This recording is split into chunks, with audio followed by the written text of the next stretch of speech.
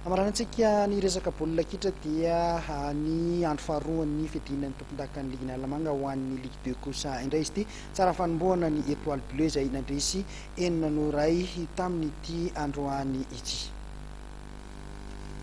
Tsara fanombohana ny Étoile Bleue eo amin'ny fiadina ny tompondakan'ny Ligue Nalamanga eo amin'ny baolina kitra ho an'ny Skajy Ligue 2 izany. Tia rahantsika amin'ny sary ity dia ny fihaonan'ny Étoile Bleue izay nanamontsana ny Espoir tamin'isa 4-0. Tanjona ho an'ny Étoile Bleue ny andeha lavitra eo amin'ity faninanana baolina kitra ity. Ny tena tanjon'ny Étoile Bleue zany dia mba siosehatra n'ireo zaza tanora izay marobe hita fa tena mana-talenta izay efa nitesaina ihany koa ao anatin'ny école de foot. Mariany etoana zany eto fa ny Étoile Bleue dia école de foot.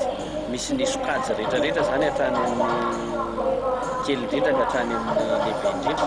Eny fa na dia vétéran ara dia mbola misy ihany koa senior moa zany zao reo efa manomboka misehatra izay zaza efa nivolavolaina taona nandritra ny efa teo amin'ny 5 taona teo zay dia misehatra izy zany zao efa nanao ny intersection dia zao izy manao diotio zandray dia mitanjona moa zany ho any amin'ny D1 any amin'ny Ligue 1 fa miankina amin'ny mety manana sy manentana antsika rehetra ao amin'ny faritry ny Andrefanarivo zany ny tosy manodidina sy ny Ambohidrabeto rehetra iny raha mandeha ny vokatra moa izay tsy hangataka meloha ny vokatra fa aloha vokatra handeha ka raha misy ny mpanohana amin'ireo ray aman-dreny izay efa tsongan'olombolo ao amin'ny faritry tosy manodidina rehetrarehetra amin'ny faritra Atsimondrano iny dia manainga foana izay mba mangataka ny fifanampiana fa Ligue 2 aloha zao mbola vitany ray aman-dreny sy ny fifanampiana isan'ny madinika.